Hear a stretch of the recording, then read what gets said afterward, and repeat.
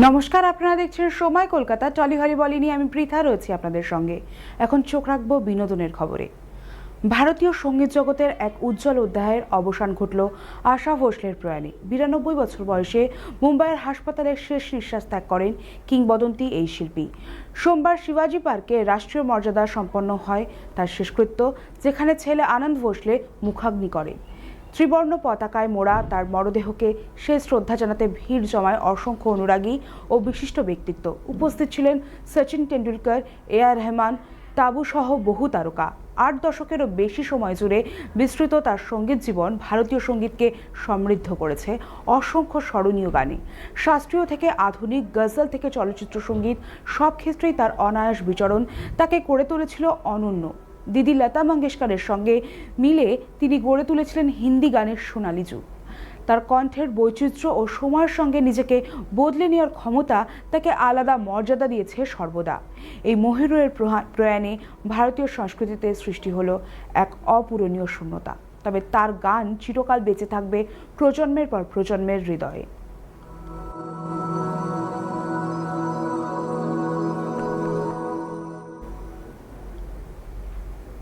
সঙ্গীত জগতে এক যুগের অবসান হলেও তার কণ্ঠ আজও অমর হয়ে রয়েছে শ্রোতাদের হৃদয়ে।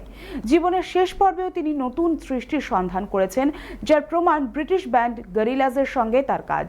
তাদের অ্যালবাম দ্য মাউন্টেনের দ্য শ্যাডো লাইট গানে তার কণ্ঠে ধরা পড়েছে ভারতীয় শাস্ত্রীয় সুর ও পাশ্চাত্য ঘরানার অনন্য মিশ্রণ। এই অ্যালবামে অংশ নিয়েছেন অনুষ্কা শঙ্কর ও আশা পুতলির মতো শিল্পীরাও। গানটির মাধ্যমে জীবন, আত্মা ও মোক্ষ নিয়ে নিজের উপলব্ধির কথাও তুলে ধরেছিলেন আশা। বারাণসী ও গঙ্গার তীরে কাটানো অভিজ্ঞতা তার এই ভাবনাকে আরও গভীর করেছে বলে জানা গিয়েছে। উল্লেখযোগ্য, ডেমন অ্যালবার্ন বহুদিন ধরেই ভারতীয় সঙ্গীত, বিশেষ করে আর.ডি. বর্মনের বড় অনুরাগী ছিলেন, যার প্রতিফলন এই সৃষ্টিতে স্পষ্ট।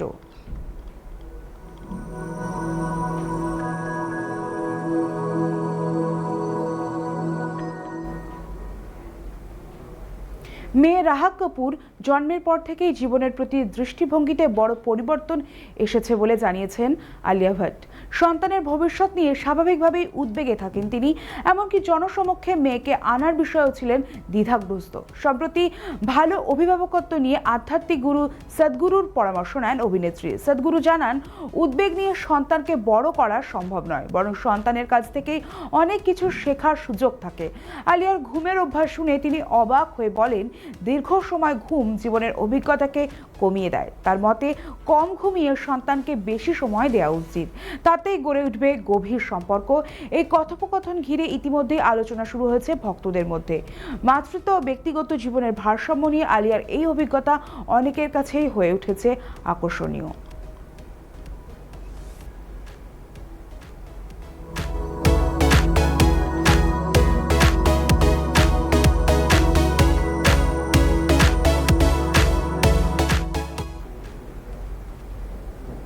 অভিনেতা রাজপাল যাদব সম্প্রতি জানালেন তার কেরিয়ারের এক গুরুত্বপূর্ণ মোড় ঘোরানো ঘটনা, যেখানে শাহরুখ খানের সঙ্গে ভুল বোঝাবুঝির জেরে হাতছাড়া হয়েছিল বড় সুযোগ।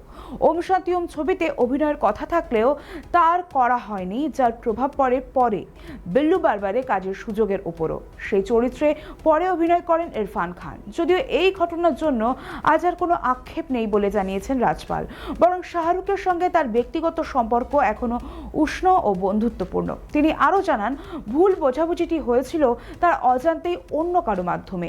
এর আগে কাল হো না হতে একসঙ্গে কাজের সময় থেকে শাহরুখ তার প্রতি আগ্রহ প্রকাশ করেছিলেন। বর্তমানে নিজের নতুন ছবি ভূত বাংলো নিয়ে ব্যস্ত রয়েছেন এই অভিনেতা, এবং কঠিন সময়ের মধ্যেও লড়াই চালিয়ে যাওয়ার বার্তাই দিয়েছেন তিনি।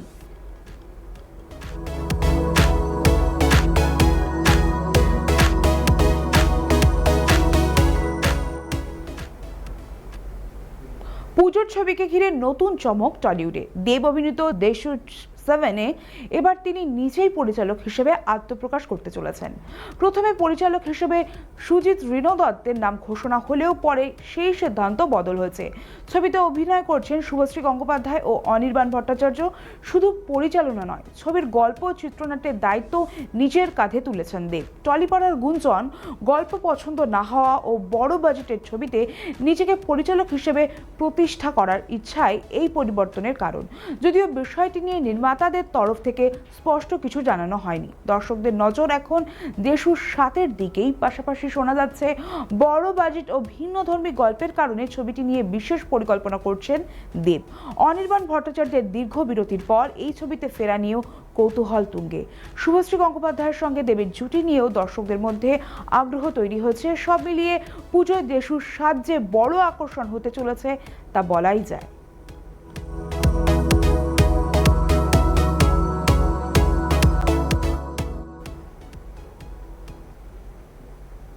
ছোট পর্দার জনপ্রিয় ধারাবাহিক দাদামণি এবার শেষের পথে, আর তার সঙ্গে জড়িয়ে থাকা আবেগ যেন ছুঁয়ে যাচ্ছে দর্শক ও কলাকুশলী সকলকেই। যার বোন ও তাদের দাদার সম্পর্ককে কেন্দ্র করে লেখা এই গল্পে দায়িত্ব, ত্যাগ আর নিঃস্বার্থ ভালোবাসা ছিল মূল আকর্ষণ। সোম চরিত্রে প্রতীক সেন এবং তার বোনেদের ভূমিকায় কৃত্তিকা চক্রবর্তী, শুভশ্রী দত্ত, উজানি দাশগুপ্ত ও সুচন্দ্রা ভট্টাচার্য দর্শকদের মন জয় করেছিলেন। অনুষ্কা চক্রবর্তীর উপস্থিতিও কাহিনীতে এনে দেয় ভিন্ন মাত্রা।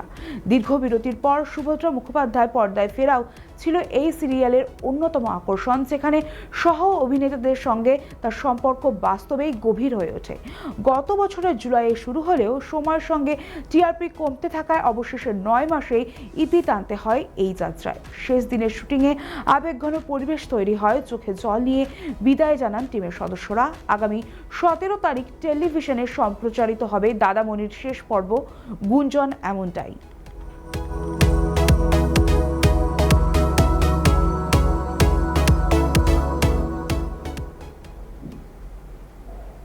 টলিহলি বলি এখনকার মতো এই পর্যন্তই। বিনোদনের অন্য সমস্ত খবর পেতে চোখ রাখুন সময় কলকাতায়। সময় বলবে সময়ের কথা।